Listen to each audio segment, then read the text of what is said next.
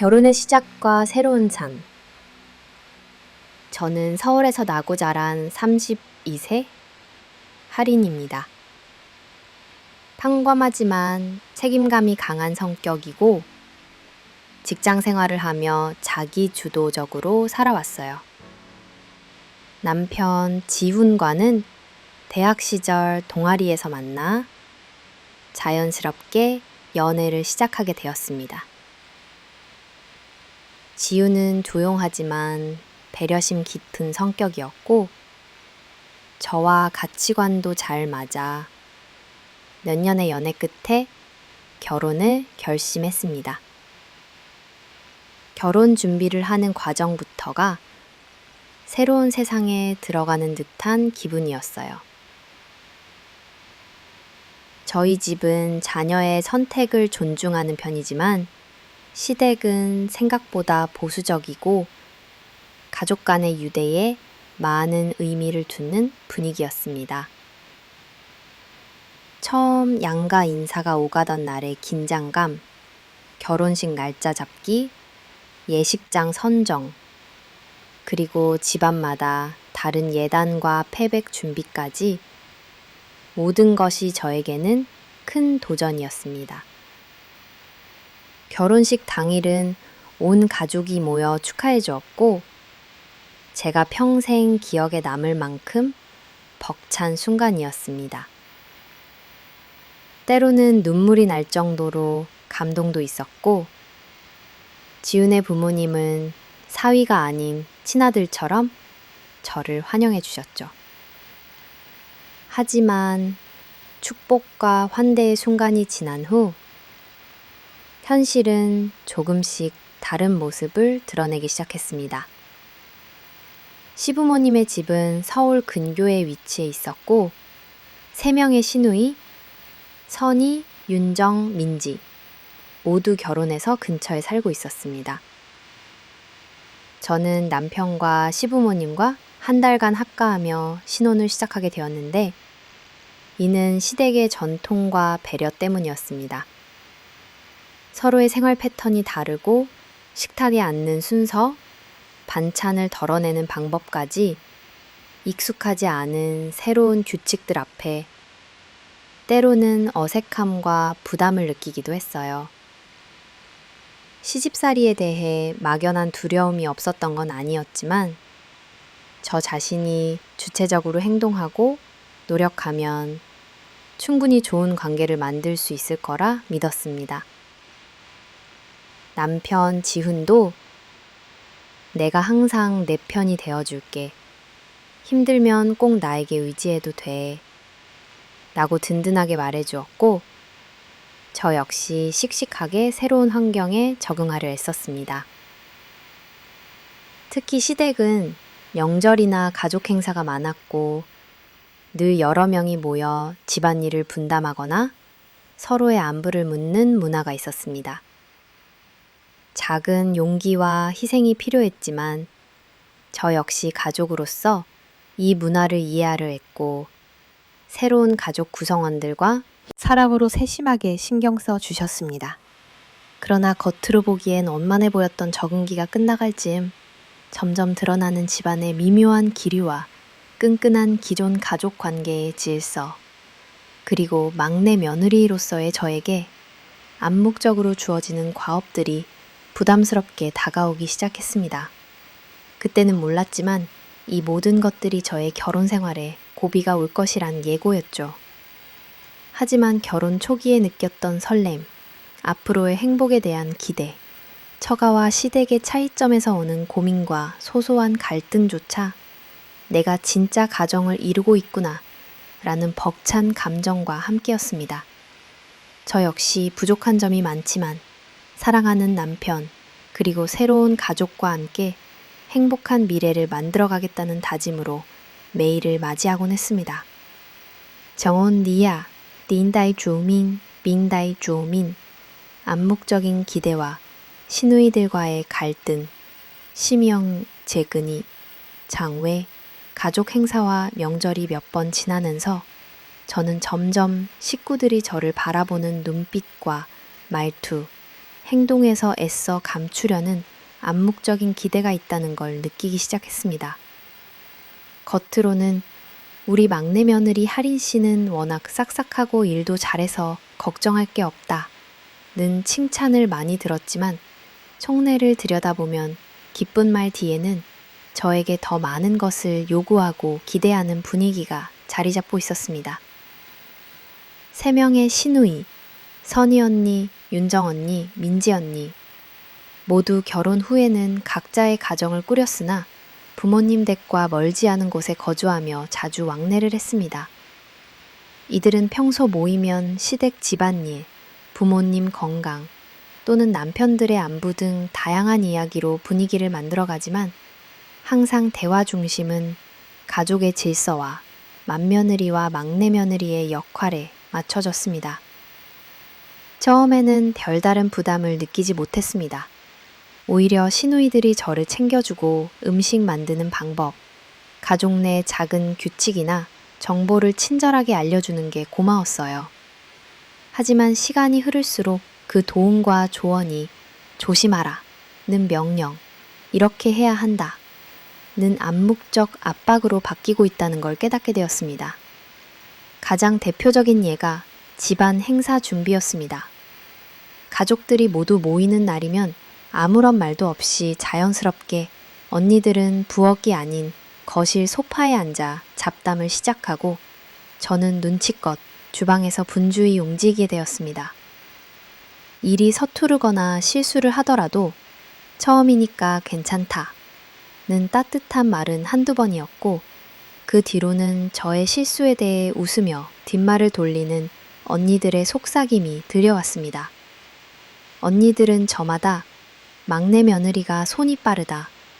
음식 솜씨가 좋아서 엄마가 너가 한 음식을 좋아하시니까 괜히 우리가 거들면 혼란스럽다며 겉으로는 칭찬 같지만 사실상 집안일 대부분을 제 몫으로 떠넘겼습니다.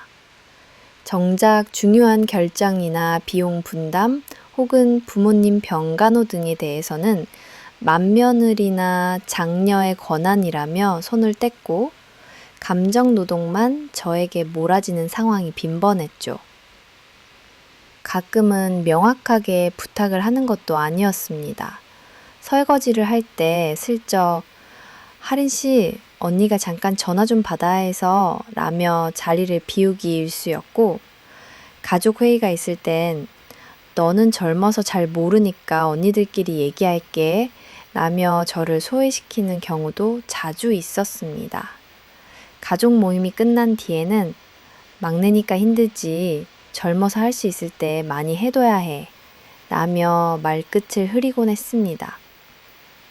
시댁 가족 내에 보이지 않는 서열, 역할에 대한 암묵적 합의가 있음을 점점 더 강하게 실감했습니다. 막내 며느리는 항상 웃으며 예의를 지키고 먼 친척이나 손님이 오면 제일 많이 움직이고 실수해도 아무 말 못하게 되는 대우가 당연시되는 분위기. 처음엔 그저 적응의 문제라고 생각했지만 그 실제는 기존의 가족 안에 이미 굳게 자리 잡아온 돌봄과 희생의 문화라는 것을 뒤늦게야 받아들이게 되었습니다. 참으려고 했지만 상처가 쌓이다 보면 자신도 모르는 새 마음이 굳어지고 말았습니다. 섬세한 말 한마디, 집안일을 미루듯 떠넘기는 손짓, 심지어는 남편들도 언니 쪽의 편을 들어주는 뉘앙스에 점점 섭섭함과 분노가 쌓여갔죠.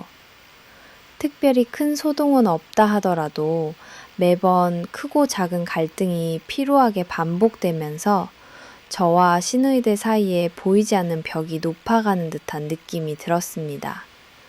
한 번은 주방에서 설거지를 하다가 접시를 깨는데 선희 언니가 한숨을 쉬며 그래서 막내가 필요한 거지 라며 웃었습니다. 그 순간 주방 전체에 부끄러움이 퍼졌고 장난으로 넘어간 듯한 언니의 말에도 저의 마음 한구석은 시리고 아렸습니다. 며느리 중 막내라는 이유만으로 무거운 기대와 책임감, 그리고 혼자 감내해야 할 외로움을 직시할 수밖에 없었습니다. 이런 분위기를 견디다 보면 점점 더 가족 자리에 앉아 있는 것 자체가 불편해지고 말 한마디, 행동 하나에서조차 신경이 곤두서게 되었습니다. 남편에게 털어놓으면 잠깐 이해해 주는 듯 하다가도 원래 형제라는 게 그런 거야 라며 대수롭지 않게 넘기는 바람에 점점 더 외로워졌습니다. 희생, 그리고 현실을 모른 척하는 타협이 자리 잡고 있었습니다. 저는 과연 어떻게 이 벽을 넘어 서로 진심으로 마음을 주고받는 가족이 될 수 있을지, 혹은 언제까지 이 미묘한 갈등을 참으며 살아야 하는지 깊은 고민에 빠질 수밖에 없었습니다. 시어머니의 건강 악화, 내게 쏠린 책임은 대롬. 결혼 후 1년 남짓 지난 댕시만. 결혼 후 저지 1년 대치방가 알지 이제 몸은 난전 가에 저구다는. 저는 가는 데란 모든 데로는 가로는 툴맨을 다그차 장안 안정 도하는 용계 전실 합의 길이서 탄고다는 가로. 시어머니의 건강 악화, 내게 쏠린 책임은 대롬. 가로눌 저지 1년 대치방가 알제 제 몸은 난전 다에 저구다는.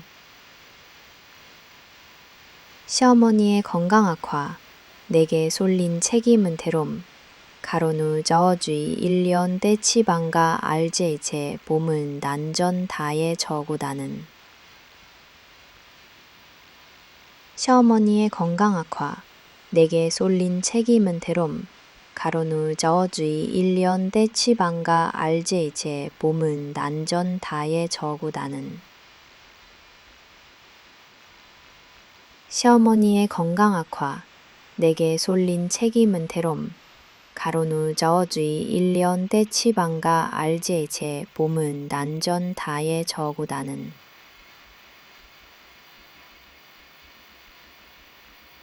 시어머니의 건강 악화, 내게 쏠린 책임은 대롬. 가로누 저주의 1년 대치방가 알제 제 몸은 난전 다에 저구다는. 시어머니의 건강 악화, 내게 쏠린 책임은 대롬. 가로누 저주의 1년 대치방가 알제 제 몸은 난전 다에 저구다는. 시어머니의 건강 악화, 내게 쏠린 책임은 대롬. 가로누 저주의 1년 대치방가 알제 제 몸은 난전 다에 저구다는. 시어머니의 건강 악화, 내게 쏠린 책임은 대롬. 가로누 저주의 1년 대치방가 알제 제 몸은 난전 다에 저구다는. 시어머니의 건강 악화, 내게 쏠린 책임은 대롬. 가로누 저주의 1년 대치방가 알제 제 몸은 난전 다에 저구다는.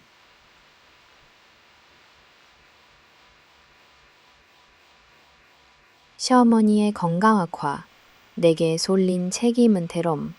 가로누 저주의 1년 대치방가 알제 제 몸은 난전 다에 저구다는.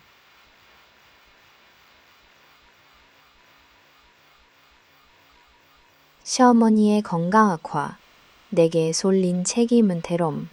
가로누 저주의 1년 대치방가 알제 제 몸은 난전 다에 저구다는.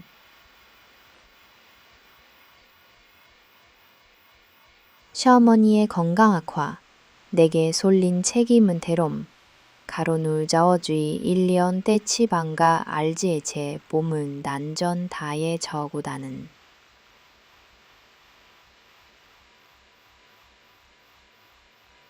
시어머니의 건강 악화, 내게 쏠린 책임은 대롬.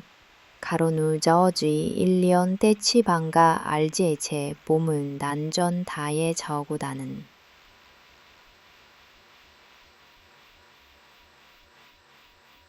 시어머니의 건강 악화, 내게 솔링 책임은 대롬, 가로누 저주의 1년 떼치방가 알제제 봄은 난전 다에 저고 나는.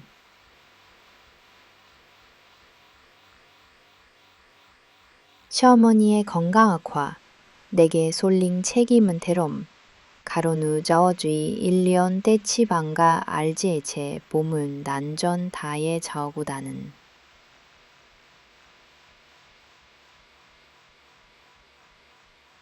시어머니의 건강 악화, 내게 솔링 책임은 대롬, 가로누 저주의 1년 떼치방 않는 듯 보였습니다.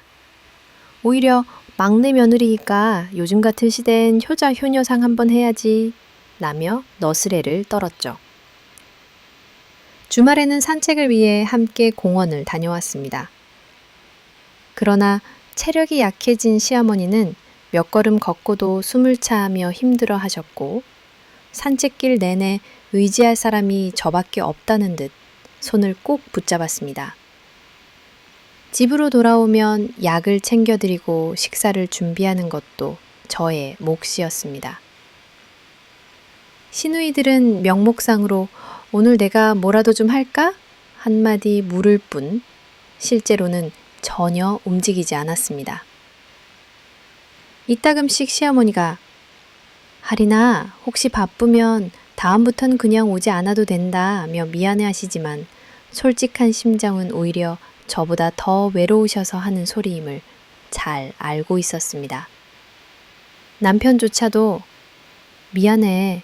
다른 언니들은 평상시에도 좀 무심한 편이니 이번만 잘 부탁해.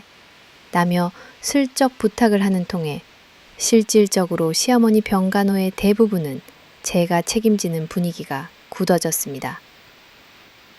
가장 힘들었던 건 시어머니가 가끔씩 재활운동을 힘들어 하시고 예민하게 반응하실 때였습니다.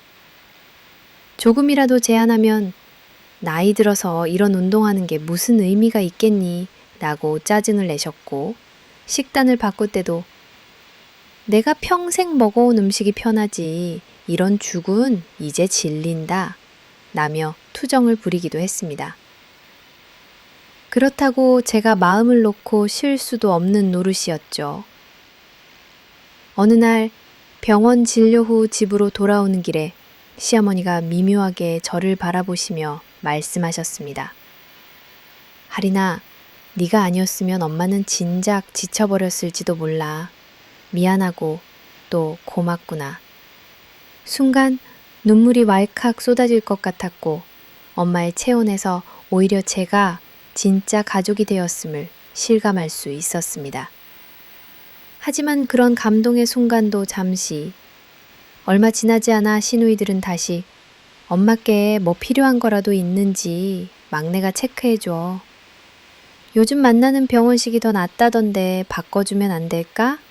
등 전달만 하고 실행은 저한테 맡기는 방식으로 저를 압박했습니다.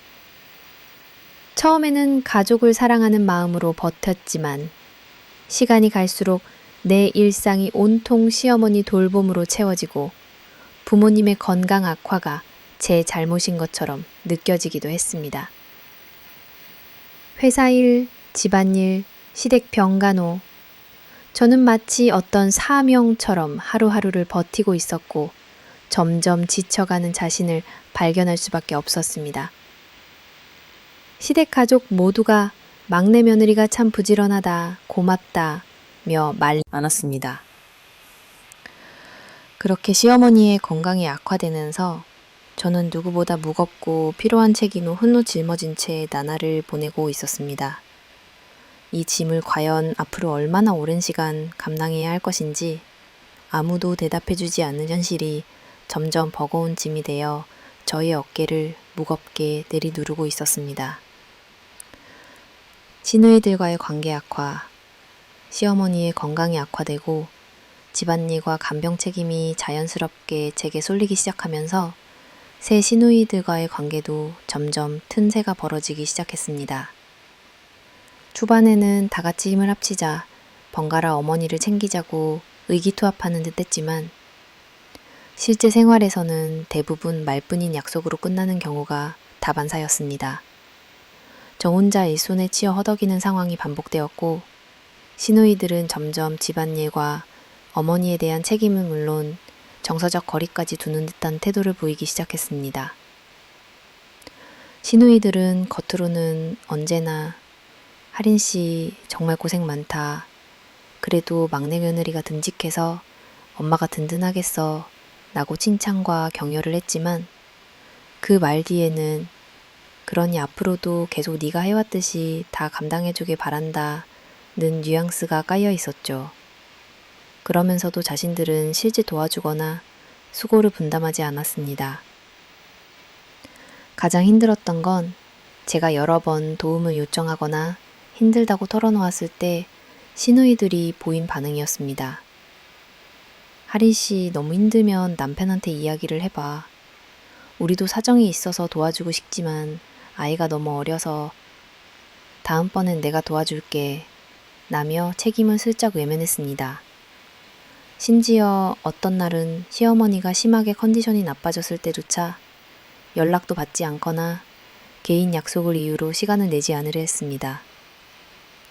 시댁에서 다 같이 모여 식사를 준비하는 날이면 저는 자연스럽게 주방에 있게 되었고 시누이들은 거실에서 TV를 보거나 서로 잡담을 나누었습니다. 막내 며느리가 손이 빠르니까 금방 하잖아. 하린 씨는 밖에서 일도 하면서 어떻게 이렇게 집안일까지 잘해? 와 같은 칭찬기에는 묘하게 일을 미루는 듯한 냉소도 묻어 있었습니다. 이런 일이 여러 번 반복되다 보니 내심 제게 일부러 집안일을 떠넘기는 게 아닌가 싶어 속상했고 시누이들의 태도를 점점 경계하게 되었습니다. 어느 날은 주말에 시댁에 모두 모여 식사할 때 제가 식사 준비와 청소, 어머니 간병까지 동시에 하느라 정신이 없던 중 큰 시누이 선희 언니가 오늘도 하린 씨 덕분에 우리는 편하게 먹네 라며 웃었고 다른 두 시누이 민정, 민지 역시 따라 웃었습니다. 그 모습을 본 순간 너무나 억울했고 저를 도와줄 생각은 없이 막내 며느리가 이런 일에 익숙해져야 한다는 분위기가 이미 굳어져 있음을 실감했습니다. 상황이 더욱 악화된 것은 시어머니 상태가 급격히 나빠진 이후였습니다. 가족 단톡방에도 누가 오늘 엄마 반찬 좀 챙길 수 있어? 이번 주는 집 청소와 병원 동행을 우리 중 누가 맡아야 할까? 라는 메시지가 올라와도 언제나 하린 씨가 요즘 집에 자주 가니까 맡아줄 수 있지? 바쁘면 말은 해. 우리가 언젠가 한 번은 도와줄 테니. 라는 식으로 다시 제게 일이 돌려져 왔습니다. 저 역시 처음에는 가족 모두가 바쁠 수 있다는 점을 이해하려고 했으나 이기적인 행동과 무관심한 태도들이 반복될수록 마음속에 쌓였던 서운함과 분노가 점점 커져만 갔습니다. 특히 남편조차 의례적으로 그래도 막내 며느리니까 너가 좀 더 보살펴주면 안 되겠니? 라는 말을 할 때면 깊은 소외감까지 느껴졌습니다. 서로를 향한 오해와 불신도 쌓였습니다. 어느 날은 시누이들과 같이 있는 자리에서 제가 피곤한 기색을 보이자 하린 씨가 요즘 예민해진 것 같아. 집안일 때문에 스트레스 받은 거 아니야? 라며 웃으며 말을 돌렸습니다. 그 말마저 조롱에 가까웠고 저는 혼자 조용히 자리를 피하거나 더 이상 가족 대화에 적극적으로 끼지 않게 되었습니다. 언니들은 저의 이런 행동을 두고 왜 막내가 기운이 없어? 우리한테 불만이라도 있나 본데? 라며 새로운 수군거리를 만들기도 했습니다. 갈등은 너무나도 서서히 하지만 확실하게 쌓여갔고 서로에 대한 신뢰는 점점 멀어졌습니다. 결국 이제는 시누이들과 가족 모임에서 마주칠 때마다 인사만 잠깐 나눌 뿐 부엌에서 따로 얘기하거나 어려운 일이 있으면 서로 외면하는 사이가 되었습니다. 겉으로는 예의를 지키며 웃고 있지만 그 안엔 풀리지 않는 오해와 상처, 그리고 벽이 생겨 있었습니다. 저는 점점 그들과 가까워지기보다 거리를 두고 조심스럽게 대화하게 되었고 시댁 가족 분위기마저 예전 같지 않게 삭막해졌습니다. 이 모든 변화의 중심에는 누구도 선뜻 책임지려 하지 않는 부담과 희생, 서로에 대한 이해 부족이 있었습니다. 그리고 그런 근본 원인들이 결국 저와 시누이들 사이의 관계를 회복하기 힘든 지경까지 몰고 간 걸 절실히 느낄 수밖에 없었습니다. 진장감 가득한 주말. 매주 토요일이면 실행리만 하면 지데코 픽처컴일드 영종 브라차데 스짠치기 반하니 요니 때 하포즈담이 도인데 소르의 무디직감 수위에서 원주면 돌러고 돌았고 이판이 주 전공 칭갑다간다 시르테야소 성전 안할 신갱치앙 안창은 공이가 조영다간 마나리당 진장감 가득한 주말 실행이 다한 가한년 안을 쪼합니다. 진엉안을 덤받는 거라 덩더는 시유와 이 신갱체양 누로갔더 주몽 칭겁다란다 분노시 있고 서로에 대한 이게들 우로의 정징 한강지가 온다.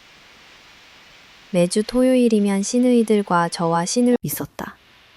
겉으로는 가족의 화합이라는 명분 아래 모두의 얼굴이 모이는 자리지만 요 근래 들어 그 식탁 위에 흐르는 공기는 갈수록 차갑고 무거워졌다.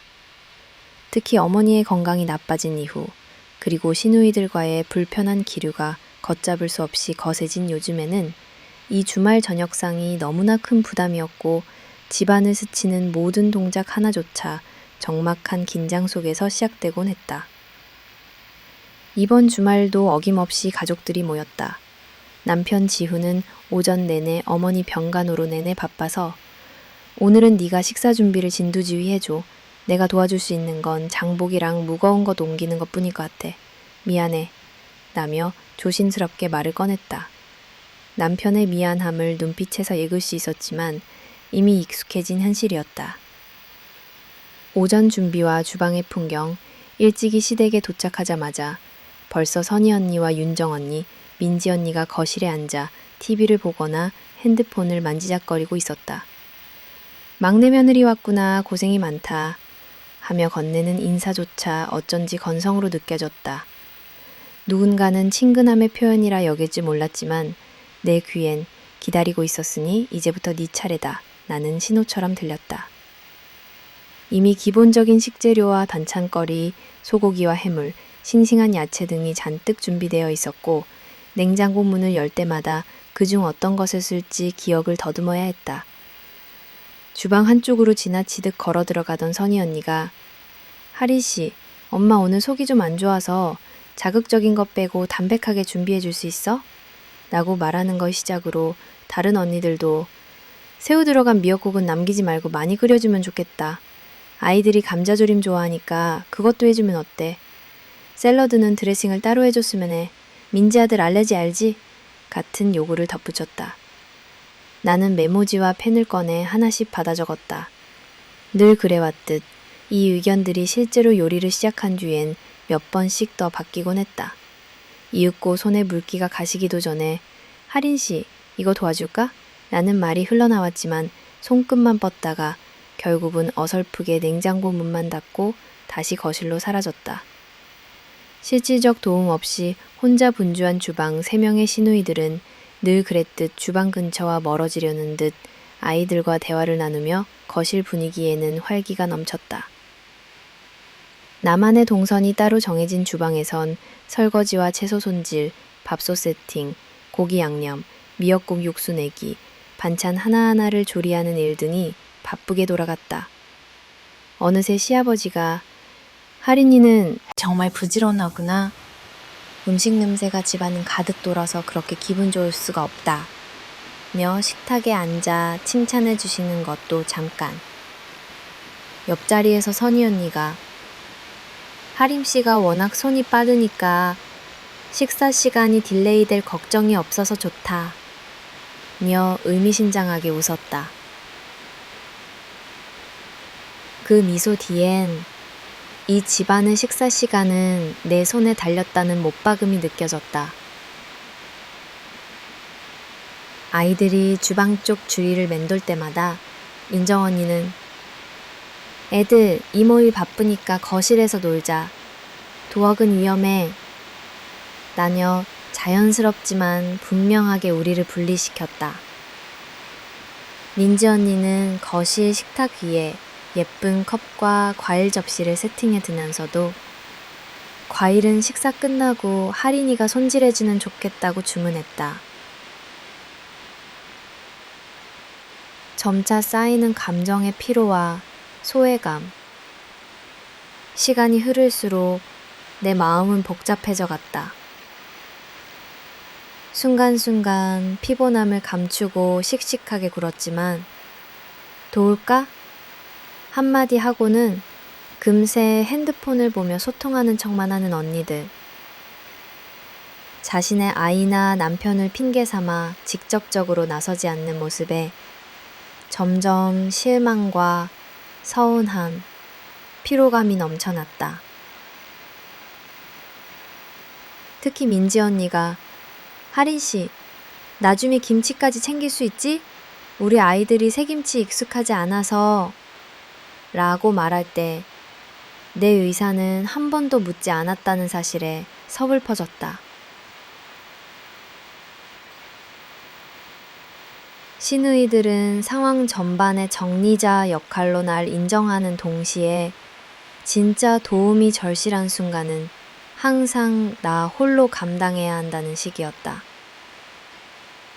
만약 식사 준비가 조금이라도 늦어진다면 애들 배고프다, 남편이 일찍 식사해야 한다고 재촉했고 음식에 문제가 생기거나 예기치 못한 실수라도 있으면 괜찮다며 웃긴 했지만 속삭임으로 역시 경험이 부족해서 그래 라는 말이 오갔다.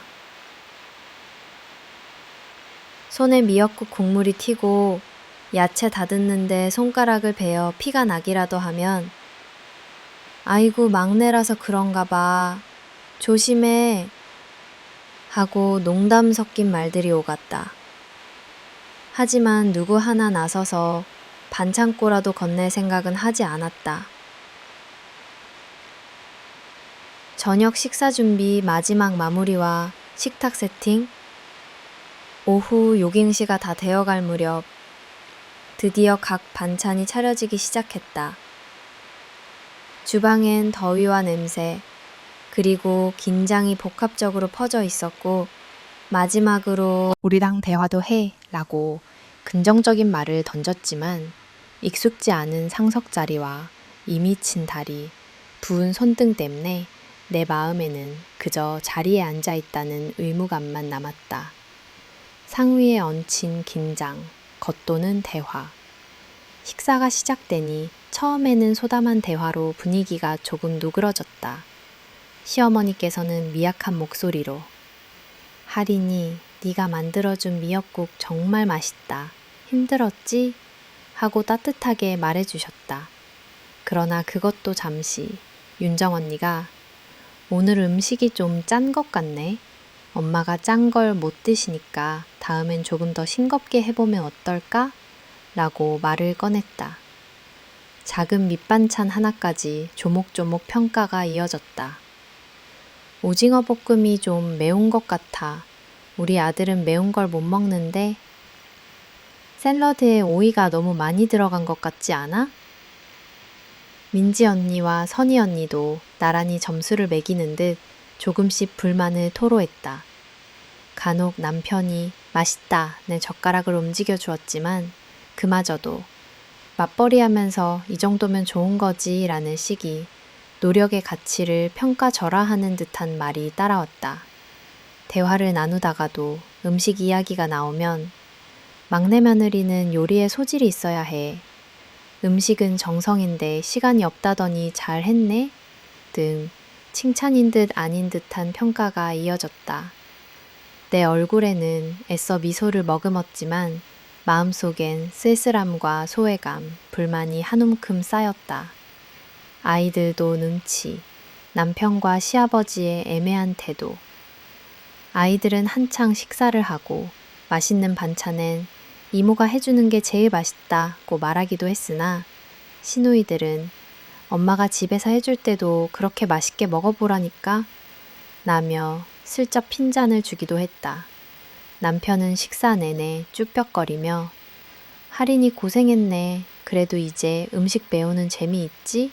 하고 나름 응원했지만 내 속사정을 온전히 이해하지는 못하는 눈치였다. 시아버지는 우리 가족엔 음식 잘하는 며느리가 있어서 든든하다며 고마움을 전했다. 하지만 실제로 나를 공감하거나 식사 준비의 고단함을 진심으로 이해해주는 이는 없었다. 시어머니의 작은 위로, 그리고 다시 시작되는 보이지 않는 분업. 식사가 절정에 달했을 무렵 갑자기 어머니께서 하리나, 수고 많았다. 다음엔 언니들이 너 좀 도와줄 수 있겠지? 라고 조용히 말씀하셨다.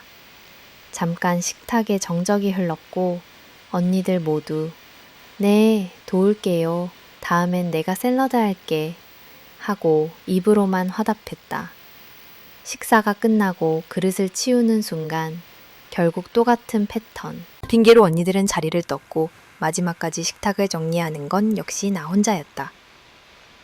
거실 한쪽에서 저마다 핸드폰을 만지거나 이야기를 나누는 언니들의 모습이 멀게 느껴졌다. 내면의 결의와 깊어지는 외로움, 그 모든 과정을 지나 저녁이 끝난 뒤 나는 조용히 욕실에 들어가 손을 씻었다. 물소리가 손가락에 감길 때마다 두통과 피곤함, 그리고 가슴 한켠에 차오르는 분노와 서운함, 외로움이 뒤섞였다. 가족의 이름 아래 언제까지고 내 몫을 감당하는 삶을 살아야 할까? 이 패턴이 반복되는 것에 남모를 회의감이 들어온다. 누구도 내 진짜 심정을 잘 들어주지 않으며 내 노력은 언제나 당연함이라는 단어로 깎여 나갔다. 앞으로도 이런 긴장감 어린 주말의 저녁상이 우리 가족에게 무엇을 남기게 될지 나는 점점 그 해답을 찾기 힘들어지고 있었다. 그러나 이런 날들 속에서도 속마음을 드러낼 곳은 없었다. 결국 내 어깨에 모든 짐이 내려앉은 채 다시 새로운 한 주를 준비하는 나를 발견하게 된다. 그렇게 속으로만 수없이 결심했다. 언젠가 반드시 내가 나 자신을 지키는 사람이 되겠다고. 몬다의自动 저의 혼가의 단한意味 되며였다.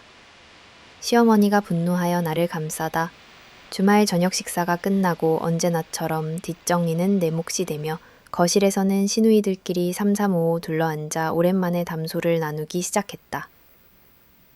그동안 쌓인 피로와 고독이 목까지 차오른 듯 했지만 나는 아무렇지 않은 척 마지막 그릇까지 세심하게 정리를 했다. 내 손끝에 남은 음식물 조각, 차가운 물에 젖은 손마디, 식탁에 스친 모든 소리가 내내 넌 며느리, 게다가 막내, 나는 경계선 안에 나를 가뒀다. 또다시 고립된 부엌, 시누이들의 태도, 주방에서는 이미 세워진 둔업 구조가 또 한 번 반복됐다. 선희 언니는 오늘은 좀 예외적으로 쉬고 싶네.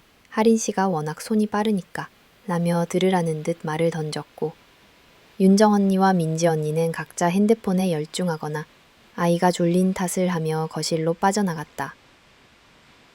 나는 식탁 위 더러워진 그릇과 음식물 쓰레기를 치우며 문득 평생을 이렇게 살아야 하나 하는 무기력에 휩싸였다. 누군가 도와줄까? 라고 묻는 척만 한 뒤 손가락 하나 까딱하지 않는 일상이 이제는 분노마저 무디게 만들었다. 그리고 그 순간 누구 하나 내 표정과 기분을 신경 쓰는 사람은 아무도 없었다. 갑작스러운 소란의 시작. 그러던 중 선희 언니가 거실로 나가며 일부러 큰 소리로 말했다. 요즘 하린 씨 너무 예민한 거 아니야? 얼굴이 푹 꺼졌네. 뭐 힘든가? 표면상으론 농담쥐였지만 그 속엔 우린 네가 힘들어도 별로 신경 쓰지 않아 라는 메시지가 분명하게 담겨 있었다. 민지 언니와 윤정 언니도 슬쩍 고개를 끄덕이며 빈정거리는 듯한 표정을 지었다. 순간 나도 모르게 손에 힘이 들어갔고 그릇 하나를 떨어뜨리며 깨트리고 말았다. 순식간에 정적이 흘렀다. 선희 언니가 한숨을 쉬며 역시 사람을 서두르면 안 돼. 막내라서 그런가 봐. 하고 또다시 웃었다. 그 소리를 들은 순간 내 안에 쌓이고 쌓였던 서운함이 폭발할 듯 일렁였지만 꾹 참으며 죄송합니다 라고 낮게 대답했다.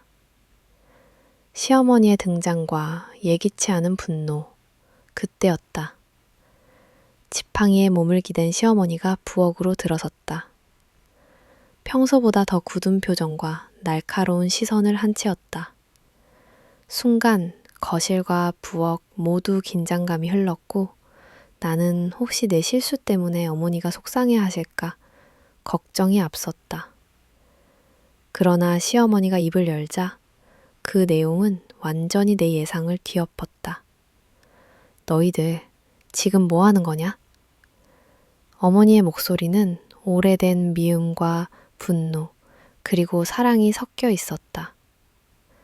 선희 언니가 당황해 거실 쪽을 슬쩍 바라봤지만 어머니는 한치의 흔들림도 없이 그 자리에 서 있었다. 막내 며느리가 무슨 하인이냐? 같이 가족이라면서 왜 너희 셋은 손가락 하나 까딱 안 하고 할인이 혼자 저렇게 고생하는 거냐? 폭풍 같은 책망. 순간 선희, 윤정, 민지 언니 모두 머뭇거리며 아무 말도 못하는 분위기가 되었다. 어머니는 한 발 더 가까이 다가와 지팡이를 바닥에 탁 하고 내리치며 말을 이었다. 너희 셋 다 어렸을 때부터 엄마 등 뒤에 숨고 어려운 일 있으면 늘 남 시키고 좋은 것만 챙기고 그런 거 다 알지 않니? 가족이면 서로 나누는 거다. 그런데 이 집에 시집 온 지 몇 년 됐다고 이제는 내 편 만들면서 막내만 일 시키고 놀러 다닌다? 시는 눈을 크게 뜨며 주방과 거실을 번갈아 봤다. 시누이들의 얼굴은 점점 굳어갔고 민지 언니는 어깨를 움츠려 고개를 떨구었다. 윤정 언니는 참지 못하고 조심스럽게 항변했다. 엄마, 우리도 나름 도와주려고 했는데 할인 씨가 워낙 빠르고 잘하니까 저희가 괜히 방해될까봐. 진심 어린 분노와 서름. 하지만 어머니는 단호하게 고개를 저었다. 그런 핑계는 이제 그만해라. 막내가 아무리 빠르고 착해도 일은 나누는 거고 혼자 다 짊어질 수 없다. 내가 아프고 힘든 건 나도 괴롭지만 내가 아픈 덕에 며느리들 사이가 이렇게까지 틀어지는 게 담아두었던 슬픔이 울컥 차오르는 것처럼 보였다. 할인이 아니었으면 엄마 금방 쓰러졌을 것 같다. 그런데도 너희들은 고맙다는 말 한마디 하긴커녕 일은 다 떠넘기고 뒤에서 오히려 상처 주는 말을 한다. 그럴 거면 누가 가족이고 누가 남이냐. 주변의 침묵과 무거운 공기. 짧은 침묵 끝에 선희 언니가 눈치를 보다 낮은 목소리로 중얼거렸다. 저희도 사정이 있잖아요. 애들도 보고 직장도. 그러나 어머니는 단호하게 쏘아붙였다. 사정 없는 사람 어딨냐. 다만 네가 힘들면 솔직하게 도와달라고 말하고 서로 진심으로 챙기는 것이 가족 아니냐? 그냥 형식적으로 고생한다고 말만 하지 말고 직접 같이 움직이라고. 무거운 공기 속에서 나는 그저 고개를 숙이고 있었다. 갑자기 어머니가 내 옆으로 다가와 내 손을 잡았다. 할인아, 네가 참는 것도 이젠 그만해라. 여기 더 이상 혼자 감당하지 말고 엄마 힘 닿는 데까지는 내 편이 돼줄게. 어머니의 손길이 얼마나 따뜻한지, 그리고 그 말 한마디에 그동안 버티던 마음이 눌려 눈물이 핑 돌았다. 반면 3명의 시누이들은 더 이상 말을 잇지 못하고 멍한 얼굴로 서로를 바라보고만 있었다.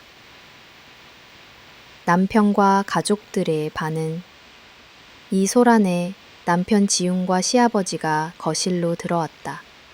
남편은 내가 눈물을 훔치는 것을 보고 놀란 눈빛으로 주위를 둘러봤다. 무슨 일이에요? 왜 이렇게 분위기가... 시아버지는 시어머니 말씀의 요지를 듣고 조용히 한숨을 내쉬었다. 이 집안이 이렇게 돌아갈 줄은 몰랐다. 앞으로는 일하는 것도 가족 간 대화도 다 셋이서만 하지 마라. 서로 힘들면 솔직하게 말하고 어려운 건 나눌 수 있도록 해라. 누구 하나만 힘든 일 떠안게 두지 말고. 남편 역시 나를 조용히 둘러싸며 미안하다고 속삭였다. 나는 마음이 조금 풀리면서도 이 모든 감정의 골이 얼마나 깊은지 새삼 실감했다. 시누이들과의 뒤끝, 그리고 시어머니의 변화 사건은 그렇게 일단락되었으나 그날 이후 시누이들의 태도는 달라지기보다는 오히려 조심스러워졌다. 처음 며칠은 조금씩 부엌에 들어와 집안일을 손보는 척 했지만 금세 예전처럼 가짜 핑계를 대며 거실로 나가버리는 일이 반복됐다. 그러나 결정적으로 달라진 점은 시어머니가 항상 내 옆을 지켜주셨다는 것이다. 명절이나 가족 행사가 있을 때마다 어머니는 일부러 큰 소리로 말했다. 이제 그만. 다들 부엌 주도적으로 일의 분배를 지시했고 그 덕분에 적어도 더는 나 혼자 힘들게 부엌을 지키는 일은 줄어들었다.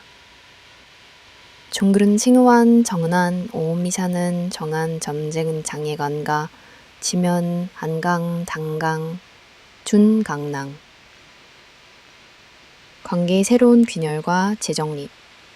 한편으론 시누이들과의 감정의 골이 더욱 깊어진 듯한 느낌이 들었다. 때로는 내 행동 하나하나를 더 예민하게 바라보거나 서운해하는 시선을 느꼈다. 그러나 이제는 걱정보다 정의로움에 대한 확신, 그리고 시어머니가 내 편에 서주었다는 심리적 안전망 덕분에 예전처럼 움츠러들지 않았다. 중온미, 내 안에서도 변화가 생겼다.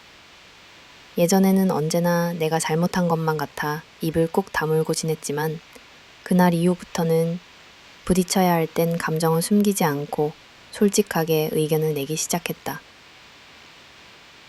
남편 역시 내가 힘들 때면 더 다정하게 내 이야기를 들어주었고 시아버지도 집안 분위기가 경직될 때마다 중재자 역할을 해주려 애썼다. 돌이켜본 그날의 의미. 나는 그날 시어머니가 보인 분노의 감정에서 진짜 가족애와 정의감, 그리고 오랜 시간 쌓인 서름까지 읽을 수 있었다. 한편으론 내 존재가 시댁 가족 내에서 완전히 외부자만은 아니라는 위안도 얻었고, 한편으론 내가 이 집안에서 흔적을 남기고 있다는 실감도 들었다.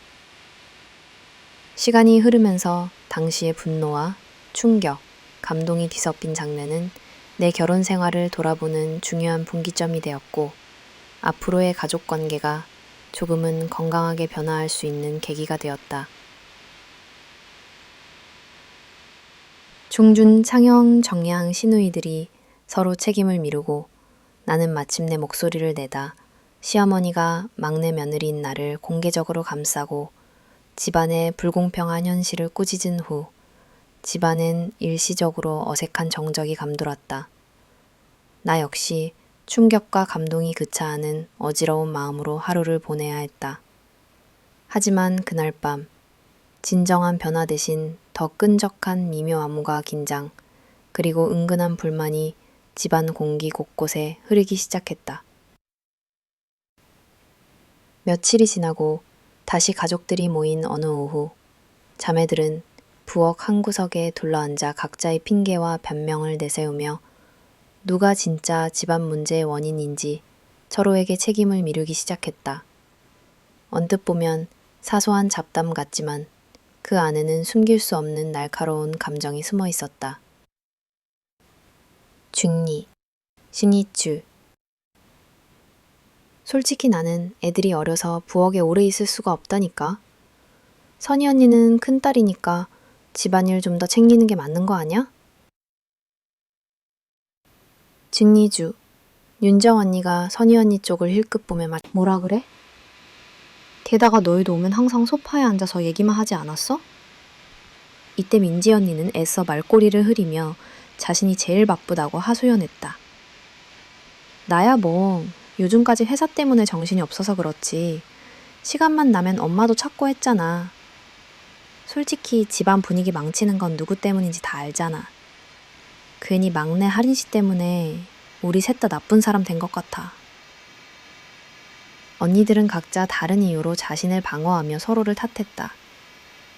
책임은 누구에게도 돌아가지 않았고 계속해서 나는 억울하다. 나는 피해자다. 나는 기류만 남았다. 무거워지는 공기와 내면의 갈등. 나는 그 한가운데서 조용히 고개를 숙인 채 그들의 대화를 들을 수밖에 없었다. 처음에는 나 역시 스스로를 변호하려 하지 않았다. 아무리 말해봤자 결국 또 내 탓이 되겠지. 나는 자포자기가 마음 한구석에 자리했다. 하지만 점점 언니들이 서로 내 탓을 하거나 집안일이 내가 해서 그렇다는 식으로 몰아가는 모습에 피로와 분노, 억울함이 한꺼번에 차오르기 시작했다. 어느 순간 민지 언니가 내 쪽을 보고 한마디 내뱉었다. 하리 씨, 솔직히 너도 우리한테 말하고 싶은 거 있으면 그냥 얘기해봐. 자꾸 뒤에서 어머니한테 고자질하고 우리 분위기만 서먹하게 만드니까 곤란하잖아. 윤정 언니도 거들었다. 맞아. 솔직히 막내가 너무 열심히 해서 우리가 괜히 안 움직이는 것처럼 비치잖아. 처음엔 도와주려고 했는데 워낙 뭐든 싹싹하게 다 해버리니 우리가 끼어들 수가 있어야지. 순간 나는 깊은 한심이 절로 나왔다. 내가 참고 뒤에서 했던 희생 모두가 오히려 누군가에겐 불만과 불신의 대상이 되었구나.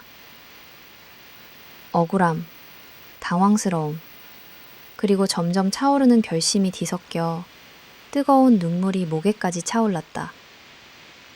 마침내 침묵을 깨다 나는 한동안 아무 말도 하지 않고 참았다. 언니들의 어느 쪽 논리에도 내가 동의할 수 없었기 때문에 어떤 식으로 반응해야 할지 망설여졌다.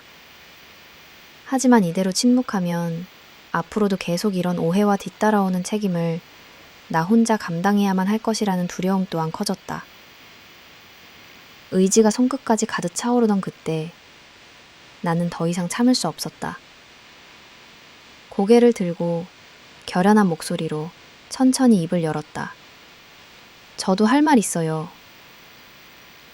세 자매의 시선이 순간 내 쪽으로 모였다. 나는 한 번 더 심호흡을 한 다음 차분하지만 단호하게 내 감정을 감추지 않은 채 말했다. 그동안 2회 넘게 집안일이 힘들어도 참았어요. 언니들이 바쁜 거, 사정이 있는 거 모두 이해하려고 했죠. 그런데 왜 언제나 결국엔 저한테만 시키는 건지 스스로도 답변해 보신 적 있나요? 선희 언니가 조심스럽게 비웃듯 말했다. 에이, 네가 워낙 뭐든 빨리 하고 엄마도 네가 한 음식을 더 좋아하시니까 그런 거지. 일부러 그런 게 아니야. 우리도 도우려고 했는데 네가 다 해버리니. 윤정 언니도 덧붙였다. 맞아. 괜히 우리가 뭐라도 손대면 더 어색해질까봐 물러선 거지. 그러나 나는 고개를 저었다. 그건 언니들이 만든 변명이에요. 처음부터 서로 나눠하면 좋다고. 제가 아직 서툴고 잘 모른다고 솔직히 말했었어요. 그런데도 늘 뒷전으로 밀려났고 집안일, 어머니 간병, 명절 준비까지 언제나 제가 해야 하는 일이 되어버렸어요. 심지어 실수하면 웃으면서 뒤에서 이야기 나누거나 어떤 날은 저 때문에 가족 분위기가 나빠졌다고도 들었어요. 그냥 이렇게 사는 게 당연하다고만 생각해왔죠? 이때 민지 언니가 약간 울컥한 얼굴로 말했다. 우리가 그랬다고? 네가 먼저 너무 예민하게 받아들인 거 아니야? 우리는 아무 나쁜 뜻이 아니라 그냥 모두 가족이니까 알아서 해주는 거라고 생각했지. 나는 언니들의 감정에도 흔들리지 않고 꾸준히 내 속마음을 내비쳤다. 정말 가족이라면 누가 힘든지, 누가 지치는지 관심을 가져야 하지 않을까요? 사실 이렇게 앉아서 서로 남탓만 하면서 실제로 누구도 움직이지 않는 게 더 문제인 것 같아요. 그리고 언니들끼리만 서로 핑계대고 책임 돌리는 것, 솔직히 너무 서운했어요. 저도 가족이라면 동등하게 존중받고 싶어요. 누구의 하인도 아니고 집안의 모든 힘든 짐을 무조건적으로 떠안아야만 하는 존재도 아니라고요. 자매들은 순간 말문이 막혀버린 듯 각자의 표정으로 당혹과 불편을 드러냈다. 침묵 속에서 일어나는 변화. 내가 말을 마치고 잠시 정적이 흘렀다. 누구도 쉽게 말을 잇지 못했다. 그동안 흔히 볼 수 없었던 내가 처음으로 스스로의 감정과 입장을 명확하게 밝힌 순간이었다. 언니들은 처음에는 당황해했으나 점점 자신들이 지나치게 변명만 반복했다는 사실을 느끼는 듯 조심스레 고개를 떨구었다. 민지 언니가 작은 목소리로 말했다. 듣고 보니 그럴 수도 있었겠다. 미안하다, 하린 씨. 하지만 그 말조차 미적지근했고 진심이 얼마나 담겨 있는지는 알 수 없었다. 그 순간 내 마음에선 이제는 그 누구도 이전처럼 내 희생을 당연히 여기도록 두지 않겠다. 는 결연함이 스며들었다. 윤정 언니와 선희 언니 역시 억지 미소를 지으며 앞으로는 같이 하자고 입으로만 말했다. 나는 그 말을 고지고대로 믿고 싶지 않았다. 그러나 적어도 이 자리에서 나는 처음으로 나 자신의 억울함과 상처, 그리고 당연히 요구해야 할 최소한의 권리를 꺼내 보일 수 있었다. 내적 결단과 성장, 그날 이후 언니들과의 관계는 명확하게 선을 긋게 되었다. 더 이상 예의나 가족이라는 이름 아래 내 감정을 숨기는 시간은 멈췄고, 나 또한 힘들면 힘들다고, 부당하면 부당하다고 직접 말할 수 있었다. 물론 관계가 하루아침에 달라지진 않았다. 언니들은 여전히 서로의 탓을 하며 완전히 진심으로 변화하려 하진 않았지만 내 입장은 더 이상 무시당하지 않았다. 처음엔 불편하고 어색했지만 점차 나 자신을 보호할 수 있음이 얼마나 중요한지, 그리고 가족 안에서도 목소리를 낼 수 있어야 건강한 관계가 만들어진다는 사실을 배웠다. 나중에는 시어머니와 남편도 내가 처음으로 직접 나설 수 있었던 용기를 은근히 인정해 주었다. 또다시 언니들이 분란을 키우려 들 때마다 적어도 나는 더는 침묵하지 않고 바로 내 생각을 밝혔다. 상처와 분노만 쌓이던 시간이 지나 이제는 나 자신을 이해받을 자격이 있다는 소중한 진실을 스스로 깨달은 순간이었다. 가족이 진상을 조사하고 모든 진실이 폭로되다 막내 며느리인 내가 시어머니의 보호 아래에서 어렵사리 시누이들에게 내 마음을 드러낸 지 얼마 지나지 않아 집안의 공기는 다시 묵직한 불안감으로 뒤덮였다. 시어머니의 중재와 나의 솔직한 목소리 이후 겉으로는 모두 조심스러워진 듯 보였지만 시누이 셋의 태도에서는 차가운 침묵과 억눌린 불만, 어색한 위선이 뒤섞여 있었다. 식사 때 화제를 돌리는 목소리, 눈을 맞출 때마다 피하는 시선, 조그만한 오해에도 신경질적인 날카로움이 예전보다 더 명확히 감지되었다. 며칠 동안은 크고 작은 갈등이 봉합된 듯 보였으나 이미 관계 깊숙이 깃든 불신의 씨앗은 큼직하게 싹터 있었다. 나는 인사를 나누면서도 스스로를 경계했고 시누이들도 서로를 노려보거나 날카로운 말 한마디로 눈치를 주곤 했다. 의심의 기운, 그리고 가족의 수상한 눈길. 어느 날 저녁, 시아버지와 남편이 갑자기 진지한 표정으로 모든 가족을 거실로 불러 모았다. 무겁게 내려앉은 공기와 달리 겉으론 평소와 다름없는 저녁이었지만 나는 왠지 모를 불길한 예감에 손끝이 저렸다.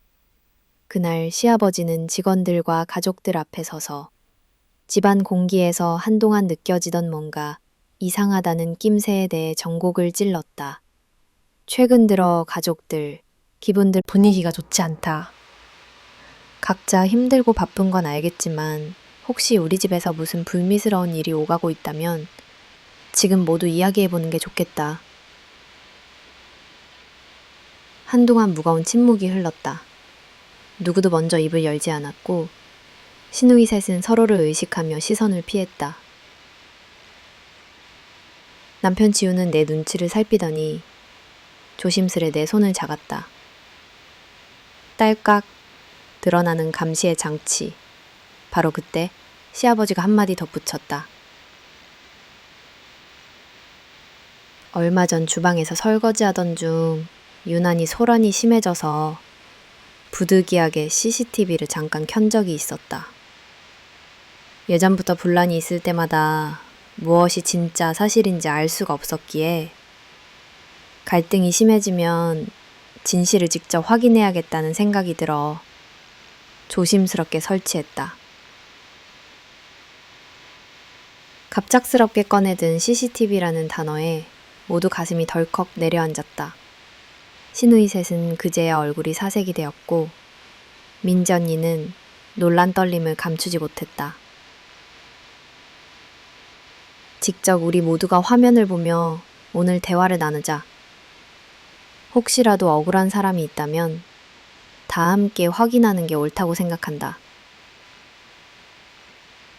그 순간 나는 한없이 불안해지면서도 한편으론 오래 끓던 억울함이 마침내 해소될 수도 있겠다는 희망이 스쳤다. 진실의 테이프, 그리고 폭로의 순간. 시아버지가 리모컨을 눌러 거실 벽면의 큰 모니터로 지난 몇 주간 저장된 주방 CCTV 영상을 재생하기 시작했다. 화면엔 내가 설거지하는 모습, 시누이들이 부엌 근처는 오지도 않은 채 거실에서 잡담만 나누는 풍경, 그리고 내가 실수로 그릇을 떨어뜨렸을 때 선희 언니가 비웃으며 역시 막내라서 그런가 봐 라는 말을 던지는 장면까지 모두 생생히 담겨 있었다. 무거운 침묵이 이어졌다. 어머니가 주방에 들어와 언니들을 다그치는 모습. 내가 고개를 푹 숙이고 어머니 손을 붙잡으며 눈물을 흘리는 장면.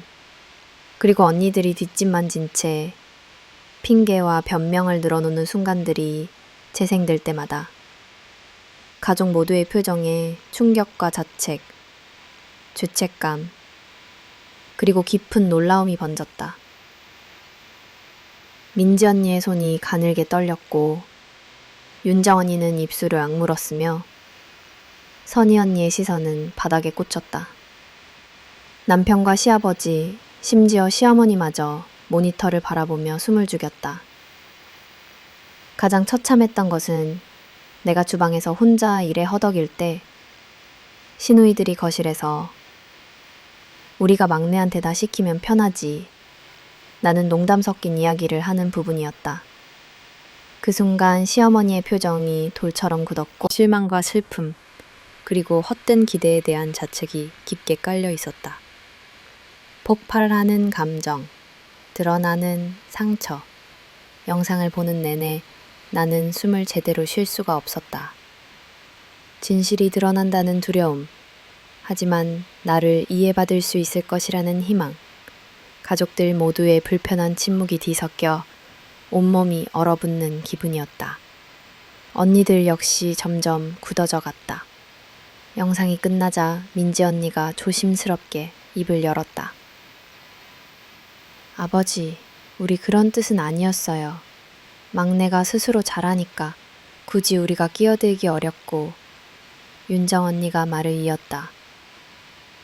그리고 저희도 도와주려고 했었어요. 그런데 때마침 애들이 아파서 회사 일이 몰려서 하지만 시아버지는 매몰차게 잘랐다. 말로 하는 사정은 지금 중요한 게 아니다. 그동안 네가 힘들었을 거란 생각을 왜 한 번도 못했는지 가족이란 이름이 무색할 정도로 서로에게 무관심했다는 사실이 더 문제다. 이쯤에서 시어머니는 내 손을 살포시 잡으며 사람 모두를 바라봤다. 그녀의 목소리는 참담하고 애틋했다. 나는 그저 내 자식들이 사이좋게 서로 위하고 나누는 모습이 보기 좋았다. 하지만 그 마음이 막내 며느리를 힘들게 하고 집안에 상처만 남겼다면 그 또한 나의 잘못이다. 미안하다 하리나. 내 눈가엔 참았던 눈물이 흘렀다. 마음 한구석에 고였던 억울함과 슬픔이 드디어 모두의 눈앞에서 공개적으로 인정을 받은 순간이었다. 가족들의 반응과 어색한 정적, 진실이 낱낱이 밝혀진 이후 집안은 말 그대로 무기력한 정적에 사로잡혔다. 그 어느 누구도 먼저 사과하지 못했고 시누이들은 슬그머니 서로를 흘끗거렸다. 분노와 자책, 체면 속에 숨은 창피와 두려움이 곳곳에 맴돌았다.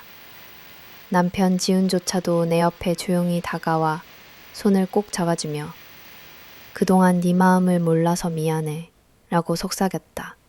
잠시 후 시아버지가 다시 일어선다. 이제는 더 이상 회피도 침묵도 용납하지 않겠다.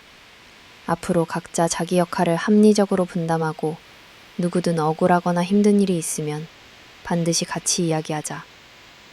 그의 단호한 결의에 가족들은 어쩔 수 없이 고개를 끄덕였다. 관계의 균열, 그리고 가족 내 권력의 변화.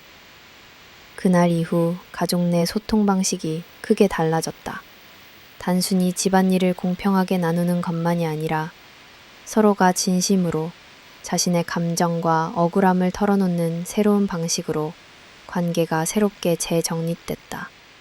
하지만 그 과정에서 이미 금이 간 신뢰, 쌓였던 서운함, 서로에 대한 거리가 앞장서지 않았고 오히려 내 눈치를 보거나 어색한 웃음으로 상황을 피하는 날이 더 많아졌다. 가족 모임에서도 가식적인 대화 대신 조용한 침묵, 각자의 핑계로 자리를 피하는 장면마저 반복됐다. 나는 더 이상 숨기지 않고 힘들면 힘들다고, 억울하면 억울하다고 말할 수 있게 되었지만 그렇다고 해서 갑자기 모든 것이 따뜻해진 건 아니었다. 시어머니와 시아버지는 언젠가부터 내게 한층 따뜻하게 대해주셨고 남편 역시 내 결심을 존중해주기 시작했다.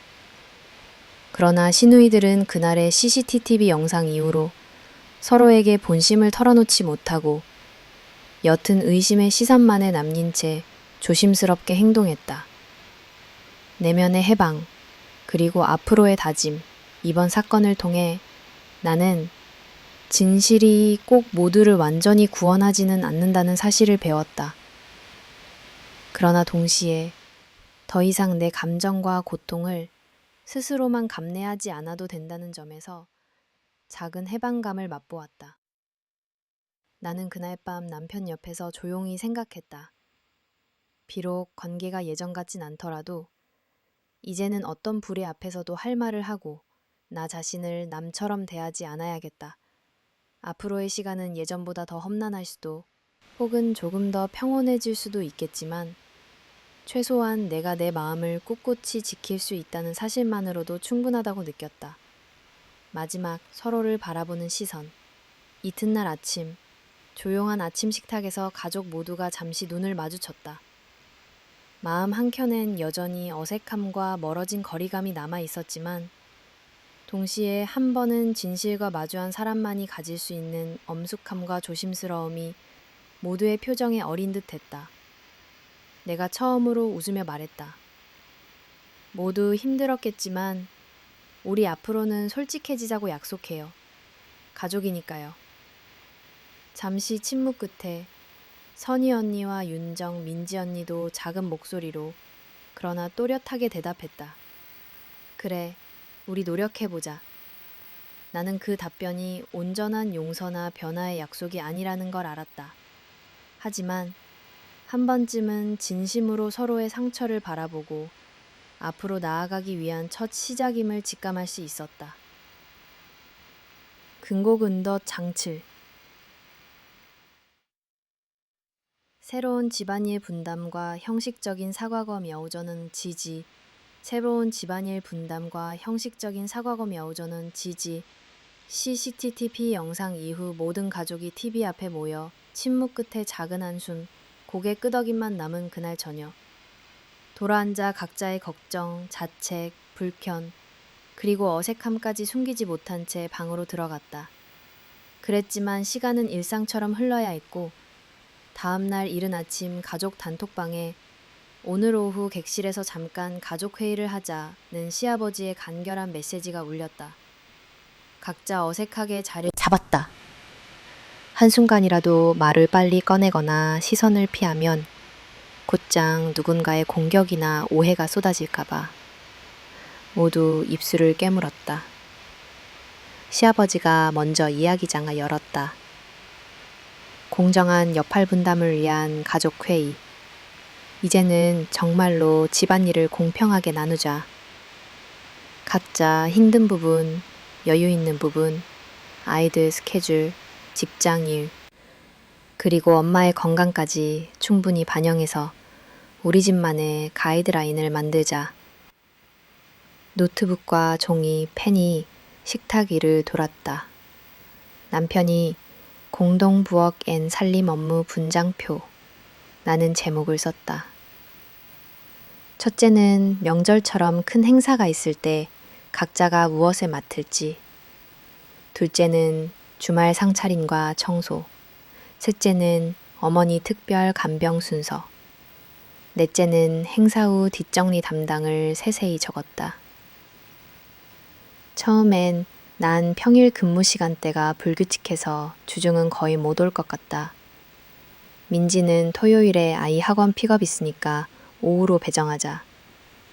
윤정 언니는 취침 시간이 빠르니까 밤늦은 정리는 힘들어. 같은 불평이 앞섰다. 하지만 시아버지가 바로 끼어들었다. 누구에게도 완벽을 바라는 것이 아니다. 단 한 사람도 도망치지 말고 힘든 부분 있으면 미리 말을 하자. 그리고 할인이가 더는 혼자 떠안는 일은 없어야 한다. 종이 위에 이름이 나눠지고 체크표, 시간표, 도시락, 요리, 장보기, 설거지, 쓰레기 처리, 비상상황 시 출석 등 각 항목마다 일괄적으로 할당됐다. 제각각의 냉정과 거리두기 속 차가운 합의. 사실상 할당은 되었지만 공기 중엔 말할 수 없는 냉기와 거리감. 또 할 수 없이 꾸며지는 합력의 느낌만 짙었다. 표면적으로는 다들 힘든 부분 있으면 서로 융통성 있게 교대하자. 꼭 못하는 일 생기면 2, 3일 전에 알려주자. 는 규칙까지 정했지만 누구도 다음번엔 내가 자진해서 하겠다고 말하진 않았다. 회의를 마치며 남편이 나를 바라보았다. 나도 어색한 미소만 머금은 채 이제는 더는 무리하게 참지 않고 부탁할 건 부탁할게요. 라고 짧게 얘기했지만 속은 식탁 위 찬 그릇처럼 얼어붙은 심정이었다. 의무로 시작된 공동 운영, 그리고 생활 속 미묘한 변화, 새 분담표가 적용된 첫 주말, 각자 분장된 일을 체크하기 위해 시댁에 도착하자 다소 어색하고 피상적인 분위기에서 집안일이 시작됐다. 선희 언니는 계획서에 따라 채소 손질까지, 특히 위기 때면 맥없이 혼자 남아야 했지만 이제는 얼핏 균등한 듯 역할이 돌아가기 시작했다. 하지만 실제로는 각자 최소한의 몫만 지키고 나머지는 틈만 나면 이제 내가 다 했으니 다음 순서 챙겨 나는 눈짓 혹은 흔적만 남겼다. 내가 급하게 도움을 요청할 때조차 언니들은 내가 이것까진 못해. 이미 담당 넘겼으니까. 라며 차갑게 선을 그었다. 청소와 설거지가 끝나면 주방에 나 혼자 남는 패턴이 사라지긴 했지만 그렇다고 누군가가 자발적이고 따뜻하게 도와주는 장면은 좀처럼 찾아볼 수 없었다. 형식적이고 건조한 사과의 시간. 새로운 집안 운영 방식이 적용된 첫 토요일 오후, 가족 회의가 끝난 직후 시누이 셋이 동시에 다가와 어색한 미소를 지으며 말을 꺼냈다. 하리 씨, 지난 2일 우리가 조금 예민하게 굴었던 것 같아서 미안해. 맞아, 네가 생각보다 힘들었을 줄 몰랐어. 그동안 너무 몰아붙인 거 아니었는지 생각해봤어. 어쨌든 앞으로는 이런 일 없게 노력할게. 그들의 표정, 목소리, 억지로 짜내는 식의 미안함에 어쩐지 속이 휑했다. 오랫동안 내게 쌓였던 상처와 불공평함, 억울함이 갑자기 치유되는 것도 진심이 전달되는 순간도 아니었다. 나는 단지 네, 괜찮아요. 저도 앞으로 더 조심할게요. 라고 짧게만 대답했다. 그 순간조차 마음 한구석엔 아, 이들도 사실 나를 두려워해서 또는 시아버지 눈앞에서 예의상 사과하는 거겠지. 나는 냉소만 남았다. 그 이후의 일상, 형식이 된 평등과 속마음의 거리. 시간이 지날수록 집안일은 분명히 전보다는 공평해졌지만 다시 솔직한 웃음이나 예전 같은 대화는 사라졌다. 작은 실수 하나만 생겨도 언니들은 나는 오늘 담당 아니니까 하리 씨, 네가 오늘 요리 담당이네? 실수해도 이해해야 해. 라는 식으로 선을 내세웠다. 서로 역할만 지킬 뿐 먼저 상냥하게 나서거나 양보하는 분위기는 쉽게 찾아올 수 없었다. 명절이나 가족 모임 때 예전에는 언니들이 소파에서 도란도란 떠드는 동안 나 홀로 주방을 지켰지만 이제는 누구 요리, 누구 부침. 이전보다는 마음이 가볍지만 여전히 누구 하나 내 고민이나 감정을 들어주려 하지 않고 자신의 몫만으로 선을 긋는 거리감은 오히려 더 심해졌다. 어느 날 주방에서 선희 언니와 단둘이 남게 되었을 때 언니는 작은 한숨을 쉬며 말했다. 사실 나도 처음엔 네가 너무 눈치 없게 파고든다고 오해했었어. 그렇지만 이제 보니까 그냥 우리 모두 다 자기 살기 바빴던 것 같아. 나는 그 말 뒤에 굳이 그래도 서로 힘들 땐 도와주는 게 진짜 가족 아닌가요? 라고 묻고 싶었지만 끝내 내뱉지 못했다. 언니는 다시 눈길을 피했고 짧은 침묵만 이어졌다. 새로운 근담 체계 속에서 찾아온 내면의 결이 시간이 흘렀고 언니들과의 대화는 이전보다 공식적이고 의례적으로 바뀌었다. 각자 정해진 일을 넘어서는 일은 절대 맞지 않았고 누가 조금이라도 남의 일을 대신하면 그 즉시 단체 채팅방에 서로 고마움을 표시하자는 메시지가 돌았다. 나는 더는 억울함도 분노도 쉽사리 꺼내놓지 않는다. 힘들면 힘들다 분명하게 말한다. 필요한 땐 가차없이 도움을 요청하고 부당하다고 생각되면 즉시 이의를 제기한다. 그로 인해 누군가가 불만을 품든 아니든 이제는 내 감정을 쉽게 덮지 않는다. 점차 남편 또한 나를 지지하는 대화가 늘었고 어머니 역시 내게 훈훈한 미소로 이제야 진짜 내 편인 것 같아 라고 말을 건넨다. 속마음 속에서 피어나는 진정한 독립의 힘. 마음 한구석, 언젠가는 진심 어린 화해의 날이 오기를 바라기도 했다. 하지만 나는 이제 알게 되었다. 어떤 집안이든 평등, 신뢰, 따뜻함은 영단 그 이상의 작은 배려와 진실된 대화가 기반이 되어야 한다는 것. 아무리 역할을 나누고 사과의 말을 한다 해도 마음의 문이 닫히고 깊은 상처가 남으면 완전한 화해란 쉽지 않다는 것. 그리고 적어도 스스로를 지키는 법, 내 권리를 정확히 요구하고 스스로를 존중하는 태도만큼은 확고하게 배웠다. 비열한 복수와 새롭게 터진 사건, 새로운 분담표와 영목상의 화해가 일상에 자리 잡은 지도 어느덧 2달쯤 시간이 흘렀다.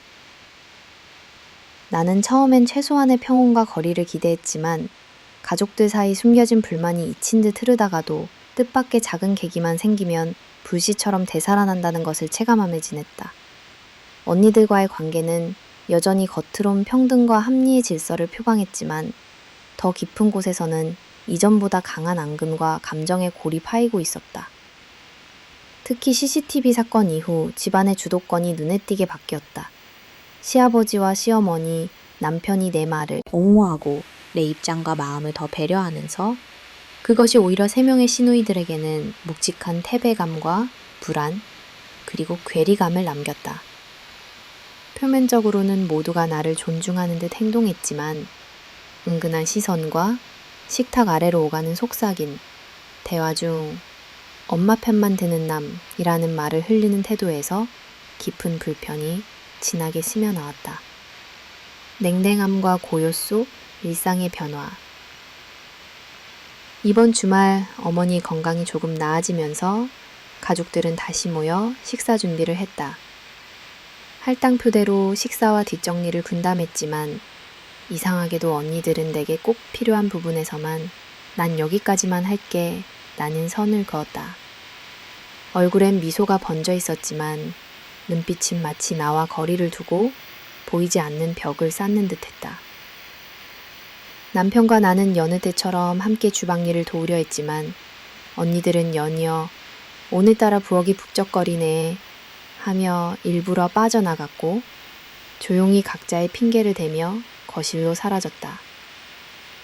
나는 더 이상 억지로 모두를 붙잡지 않았다. 내 역할을 다하고 필요한 말만 깔끔하게 하고 감정 섞인 대화는 가능한 한 줄이려 했었다. 하지만 내심 언니들이 언젠가 더 깊은 상처를 남길지 모른다는 조바심이 들기 시작했다. 그것은 평범한 걸음걸이, 도란도란 웃으며 던지는 농담, 나의 실수에 대한 차가운 눈빛, 그리고 점심 식사 후 잔잔하게 퍼지는 이상한 분위기 등 사소한 감각에서부터 벌써 예고되고 있었다. 비열한 복수의 전조. 그러던 어느 일요일 오후 어머니가 갑자기 손녀와 함께 마트에 다녀오자고 했다. 남편과 시아버지는 어머니를 따라 나섰고 시누이 3명은 자연스럽게 집에 남았다. 아이들은 각자 방에서 게임에 몰두하고 있었다. 집 안엔 우리 가족 여성들만 덩그러니 남게 된 셈이었다. 나는 늘 하던 대로 부엌 정리를 하고 있었지만 거실에 앉아있던 언니들이 내내 나를 흘끔거리며 대화로 은근슬쩍 압박하는 분위기를 풀어냈다. 막내, 설거지 벌써 다 끝냈어? 오늘따라 유난히 손이 빠르네. 역시 막냉이가 엄마한테 예쁨 받는 비법이 있구나. 농담처럼 들렸지만 그 안에는 분명한 조롱과 견제가 섞여 있었다. 나는 딱히 대꾸하지 않고 조용히 손을 닦았다.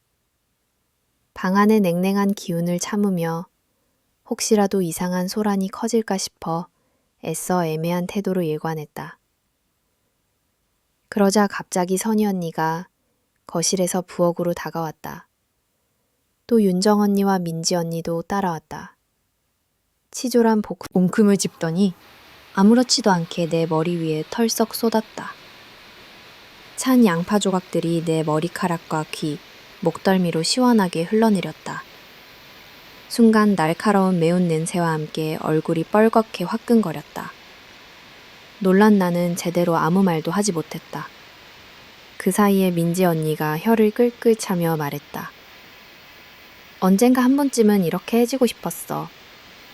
우리는 가족인데 엄마가 네 편만 들어주니까 아무 말도 못하게 돼버리더라. 그래, 이 집안에서 제일 대우받는 막냉이는 이런 장난도 한 번쯤 받아줘야지. 윤정 언니는 한술 더 떠 내 어깨를 툭 치며 비웃었다. 우리도 한때는 엄마처럼 너를 편들어 보고 싶었는데 네가 너무 잘해버리니까 늘 우리가 나빠지잖아. 오늘은 솔직히 좀 약 오르네. 나는 머리에 양파 냄새와 매운 기운이 퍼진 채 순간 머리가 하얘졌다. 매질이 아니더라도 이런 식의 굴욕은 오히려 단순한 폭력보다 더 깊은 상처와 모멸감을 남겼다. 왜 이래요? 떨리는 목소리로 겨우 내뱉었지만 언니들은 키득거리며 짧은 농담처럼 웃었다. 장난이지 뭐. 너무 심각하게 받아들이지 마. 엄마 올 때까지만 참아봐. 그러더니 민지 언니가 씩 웃으며 낮은 목소리로 말했다. 걱정하지 마. 우리끼리니까 누가 본 적 없어. 어차피 네가 뭔 일 있었다고 해도 그냥 실수로 양파 떨어진 거라고 하면 되잖아. 엄마나 오빠들도 이제는 네 말만 듣진 않겠지? 나는 더 이상 참지 못하고 양파 조각이 묻은 머리를 닦으며 자리를 뜨려 했으나 선희 언니가 내 앞을 막아서기도 했다. 너도 솔직하게 말해봐. 엄마 없을 때 집안 꼬였던 거 다 네 잘못이라는 생각 안 해봤어? 소리 없이 터진 비명, 내면의 분노. 안 그래도 서러움과 모멸감에 눈물이 터지려던 나는 떨리는 목소리로 소리쳤다. 언니들, 제발 그만하세요. 지금 이게 무슨 짓인지. 가족이라면서요. 민지 언니가 비웃으며 대꾸했다. 가족이니까 이런 농담도 하는 거야. 너무 예민하게 굴지 마. 감정이 북받쳐 더 이상 말을 잇지 못했다. 나는 겨우 방으로 들어가 문을 걸어 잠갔다. 내 안에선 복수에 대한 두려움, 굴욕, 분노, 그리고 깊은 무력감이 한꺼번에 밀려왔다. 사건의 발각과 새롭게 터지는 파장. 잠시 후 어머니와 남편, 시아버지가 쇼핑을 끝내고 집에 돌아왔다. 나와 시누이들 사이의 묘한 분위기와 부엌에 떨어져 있는 양파 조각. 대답을 미루려 했으나 목소리에 눈물이 배어 나왔다. 그 순간 부엌 한켠에 설치된 CCTV가 또 한 번 상황을 고스란히 녹화하고 있었음을 뒤늦게 떠올렸다. 엄마, 별일 아니에요. 그냥 양파 다듬다가 조금... 하지만 어머니가 이미 표정으로 모든 것을 알아채셨다. 남편도 내 곁에 와서 할인, 정말 무슨 일이야? 라고 물었다. 잠시 후 남편이 빠른 손놀림으로 CCTV를 확인하더니 곧장 가족 모두에게 영상을 보여주었다. 진실 공개와 더 깊은 균열. 영상에는 새 시누이가 나를 에워싸고 선희 언니가 내 머리에 양파를 던지는 순간 언니들의 비웃음과 내 당황한 표정, 그리고 굴욕에 젖어 울먹거리는 내 모습이 모두 선명하게 담겨 있었다. 어머니와 시아버지는 참담한 표정으로 아무 말도 하지 않았다. 남편은 분노로 얼굴이 굳어 이게 대체 가족한테 할 짓이냐고 언니들에게 소리쳤다. 비로소 민지 언니와 윤정 언니, 선희 언니는 어색하고 당황한 얼굴로 장난이었다, 그렇게 심한 일이 아니었다며 연달아 변명했지만 아무도 믿지 않았다. 어머니는 침묵 끝에 냉정하게 말했다. 누가 뭐래도 이런 건 용서할 수 없다. 이 집에 진짜 가족으로 남을 자격이 있는지 각자 돌아봐라. 막내 며느리를 이렇게 취급한 것 평생 두고두고 후회할 테니. 시누이들은 할 말을 잃고 방 안으로 들어가 버렸다. 나는 그제야 참았던 눈물을 쏟아내며 한없이 허탈함과 모멸, 또 벗어날 수 없는 집안의 굴레에 가슴이 저려왔다. 이후 남아있는 상처와 결심, 그날 이후 나는 그 누구에게도 마음을 쉽게 열지 않았다. 표면적 분단표, 억지 사과, 그리고 이번에는 노골적인 복수까지 거친 뒤 가족관계는 회복 불가능할 정도로 금이가 있었다. 하지만 내 안에서는 또 한 번 결심이 단단해졌다. 나는 이제 어떤 식으로든 내 자신을 더 이상 희생시키지 않을 것이다. 누구에게도 만만하게 보이지 않을 것이다. 가족이라는 명분 아래 그 어떤 비열함도 용납하지 않겠다. 고통과 상처, 배신감 위에서 나는 내 존재와 존엄을 지키기 위한 싸움을 스스로 다짐했다. 마지막 몸싸움과 시누이들의 최후 양파, 사건 이후 더 이상 회복할 수 없는 선이 그어졌다. 집안에는 싸늘한 정적이 가라앉았고 시누이들의 각 방은 문이 굳게 닫혔다.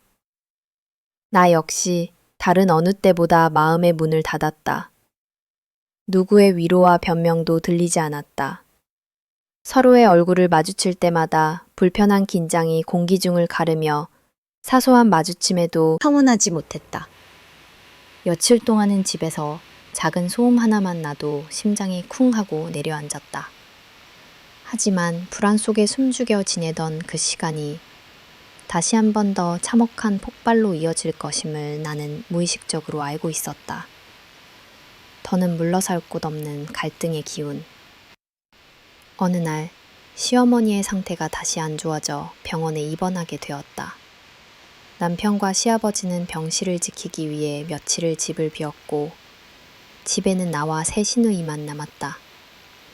모두가 느슨하지만 냉랭한 침묵 속에 하루하루를 버텼다. 하지만 집안 구석구석엔 보이지 않는 불씨가 남아 있었다. 작은 일에도 신경질적으로 반응하면서 각자 방에 숨어 지냈으나 집안 어디에서든 이 상태가 오래가진 않을 것이라는 위기감이 감돌았다. 사건의 도화선, 깨져버린 권위와 언니들의 절박함. 하루는 밤이 깊어질 무렵 거실에서 작은 소리가 들렸다. 내가 부엌에서 늦은 설거지를 마치고 있는데 문득 시누이들 목소리가 커지기 시작했다. 아니, 이번엔 정말 네가 억울한 척 하지 마. 온 가족 다 네 편이잖아. 어차피 이제 엄마 아빠도 네 말밖에 안 듣잖아. 우리가 이 집에서 무슨 권리가 있어? 이젠 솔직히 다 지겹다. 이런 식으로 살 바엔 다 포기하라고. 누군가 컵을 탁 내려놓는 소리, 방으로 쿵 들어가는 소리. 그날 밤은 한밤중까지 내내 서름과 분노가 뒤엉켜 날 세웠다. 결정적 충돌, 마지막 몸싸움의 순간. 그 다음날 준비해둔 점심을 식탁에 차리고 있는데 민지 언니가 아무런 말 없이 다가오더니 날카롭게 물었다. 네가 정말 억울하다고 생각해? 우리가 괜히 너를 싫어했다고 여겨? 네 편만 들어주는 엄마 아빠가 널 어떻게 만드는지 본 적 있어? 나는 되도록 냉정하게 말하려 애썼다. 언니, 이제 그만 이러면 안 돼요. 상황이 바뀐 건 내가 바래서가 아니라 모두가 진실을 보게 된 결과일 뿐이에요. 그때였다.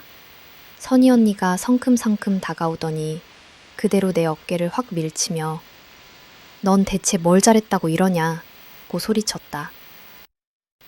정신을 차리기도 전에 윤정 언니까지 가세해서 내 팔을 세게 잡아챘다.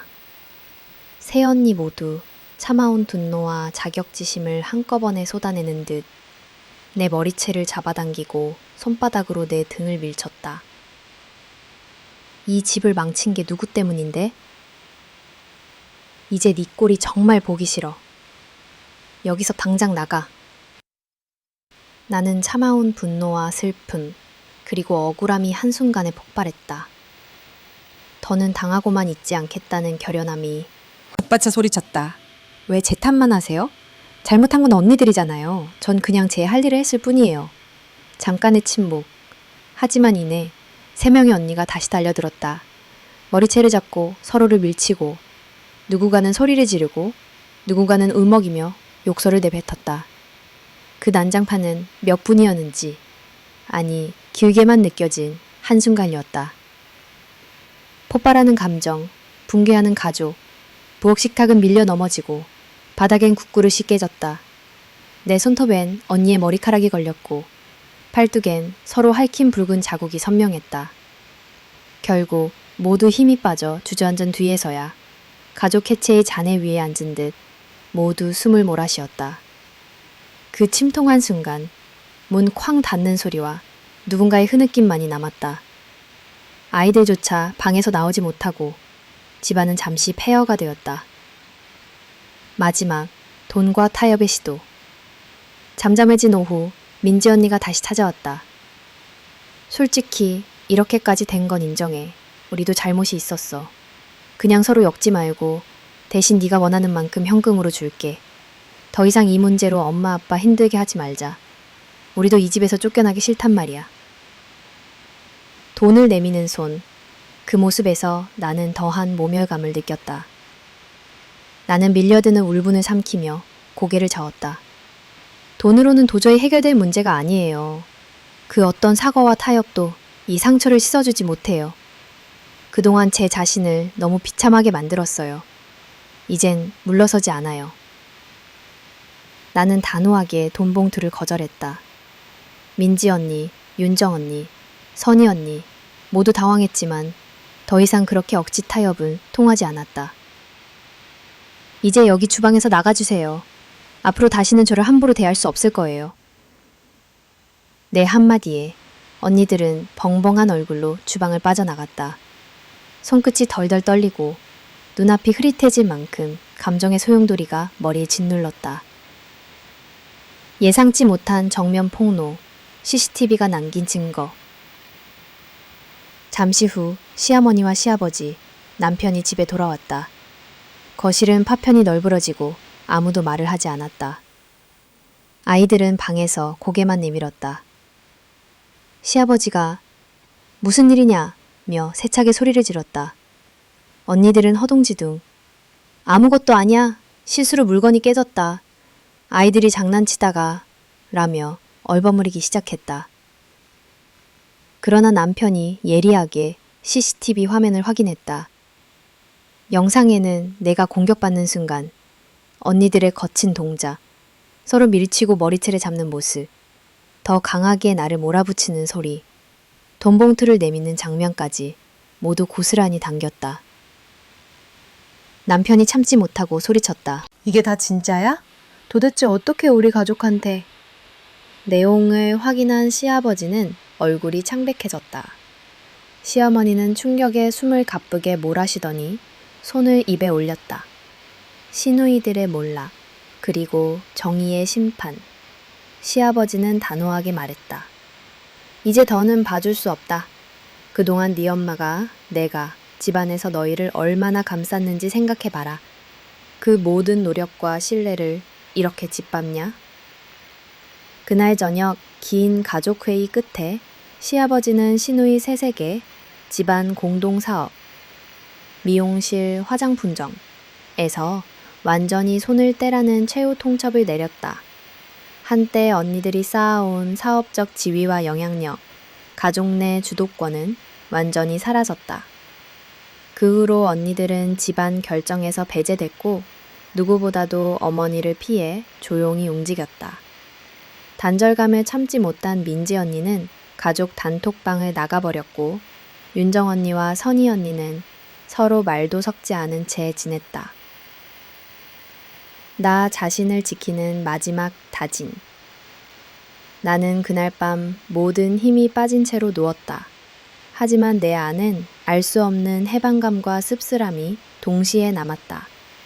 싸움의 결과만으론 상처가 다 아물 수 없겠지만 더는 내 삶이, 내 자존감이 누군가의 희생 위에 서지 않아도 된다는 사실에 안도했다. 언니들의 몰락은 결코 내가 바라던 복수가 아니었다. 오히려 진짜 가족이란 무엇인가, 신뢰와 존엄이 무엇인가를 오랜 상처 속에서 나 자신에게 새기는 과정이었다. 이제 나는 내가 어떤 식으로든 존중받아야 하며 어떤 압력과 위협에도 절대 옛날로 돌아가지 않을 것임을 확신했다. 남편과 어머니 또한 내 편임을 확인했고 시아버지 역시 내 작은 목소리에 힘을 실어주었다. 가족이라는 이름, 그리고 남은 상은 집안은 예전과 달리 다시는 예전처럼 웃음이 번지지 않았다. 서로 간의 신뢰는 붕괴했다.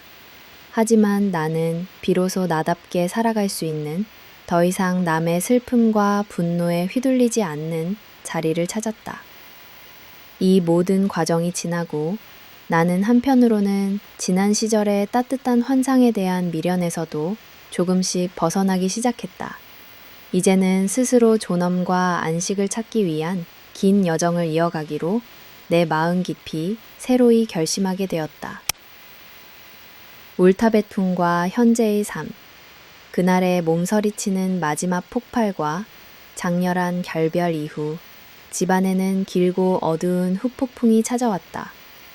양파 사건, 폭력적 다툼, 그리고 대대적인 CCTV 공개와 시아버지의 단호한 처벌까지 모든 진실이 드러난 그 순간에서야 비로소 이 집안 사람들 각자가 오랫동안 더 이상 무력한 막내 며느리가 아니었다. 그 모든 상처와 모멸을 딛고 내 목소리와 권리를 지켜낸 한 사람으로 가족 속에 머물게 되었다. 그러나 그 대가는 상상했던 것보다 더 깊은 고독과 영원히 봉합될 수 없을 상흔이었다. 가족 균열 이후의 모습.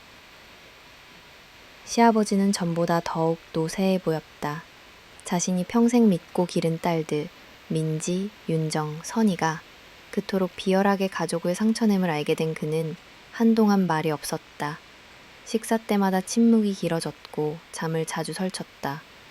그토록 애지중지하던 딸들에게 사업권의 전권을 빼앗아야 했던 그 결정이 내색하지 못하는 분노와 슬픔으로 그를 더욱 무겁게 내리누르는 듯했다. 시아버지는 어느 저녁 조심스럽게 나에게 말을 걸었다. 하리나, 나는 정말 그 아이들이 너에게 그런 줄은 꿈에도 몰랐다. 이제라도 모든 걸 바로잡아 다행이지만 가족이 무엇인지 다시 생각하게 되더구나. 그의 목소리에서는 후회와 씁쓸함, 그리고 내게 작은 이지와 미안함이 공존했다. 이전 같으면 눈치를 보며 움츠렸을 내 마음도 이제는 담담하게 작은 미소로 답할 수 있었다. 아버님, 저도 스스로를 지키기 위해서 여기까지 온 거예요. 아이들이나 어머니, 그리고 이 집안이 좀 더 건강해지길 저도 바래요.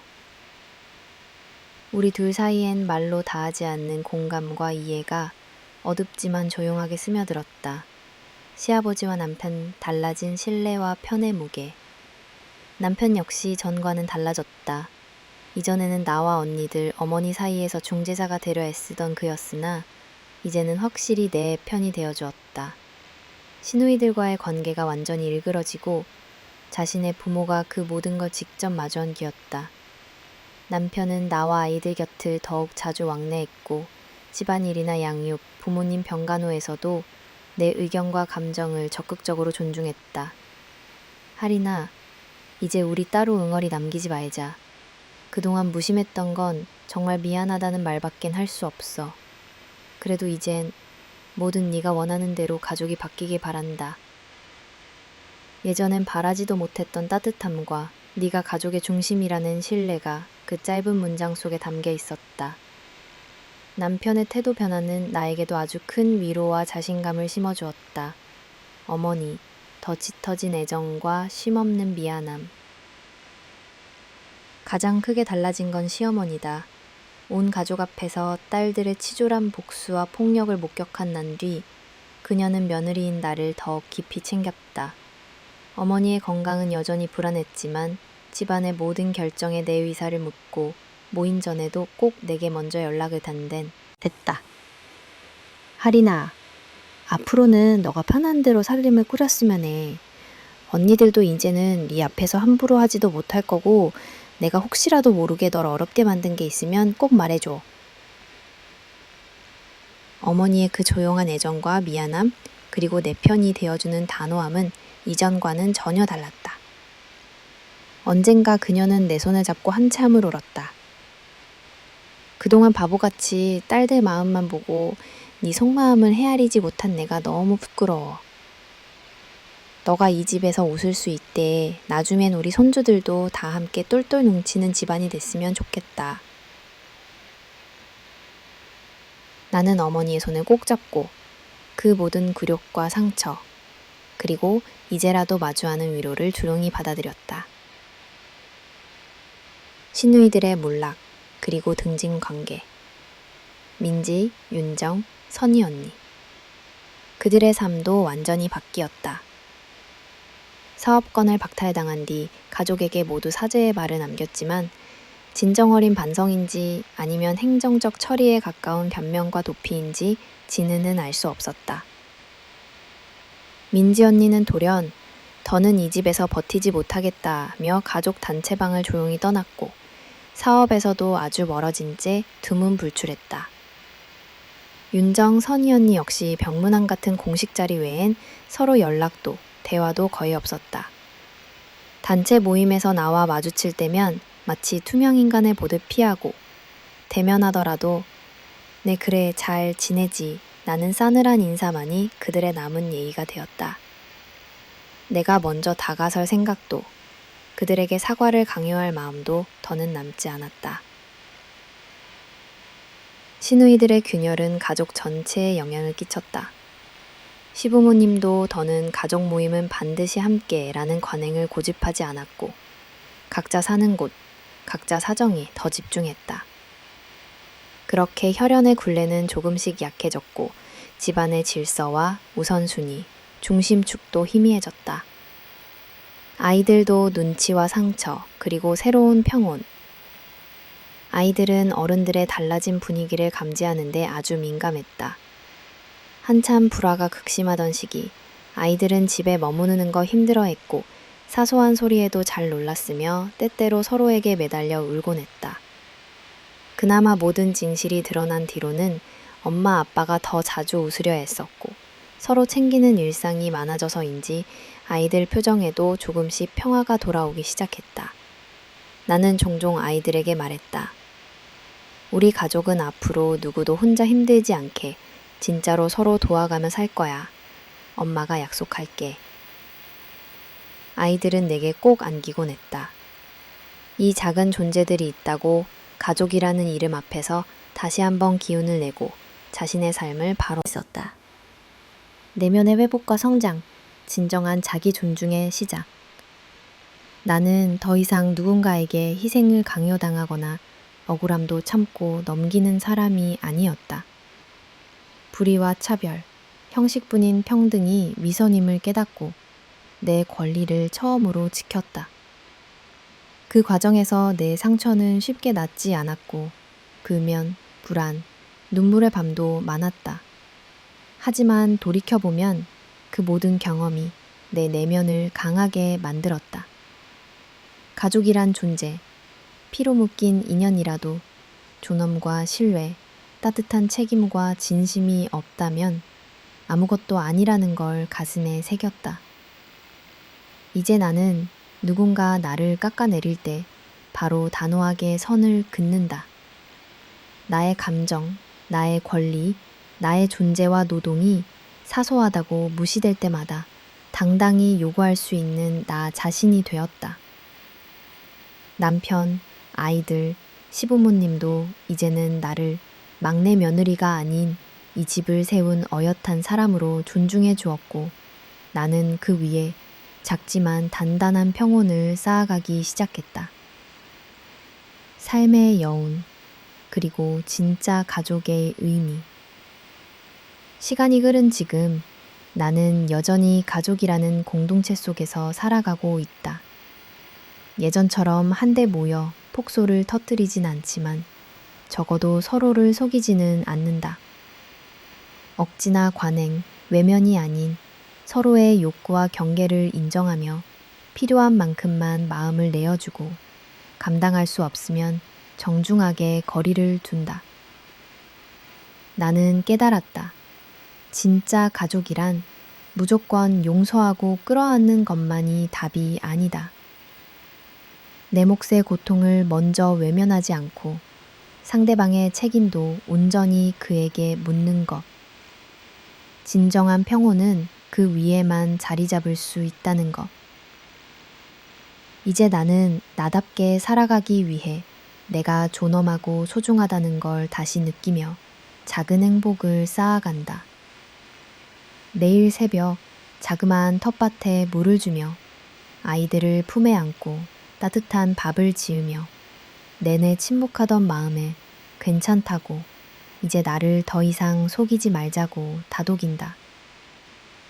아직도 가끔 지난 상처가 꿈에 스며들곤 하지만 나는 어느 때보다 분명하게 이 집과 인생의 주인으로서 조금씩 나아가고 있다. 이후 언니들의 삶은 점차 우리 가족에서 멀어졌고 나는 시어머니와 남편, 아이들과 더 깊이 연결되는 법을 배웠다. 진짜 가족, 진짜 신뢰, 또 내 자신을 사랑하는 법. 그 모든 대가와 눈물을 바쳐 나는 이제야 말할 수 있다. 나는 처음으로 나를 지켰고 내 가족을 다시 세웠다.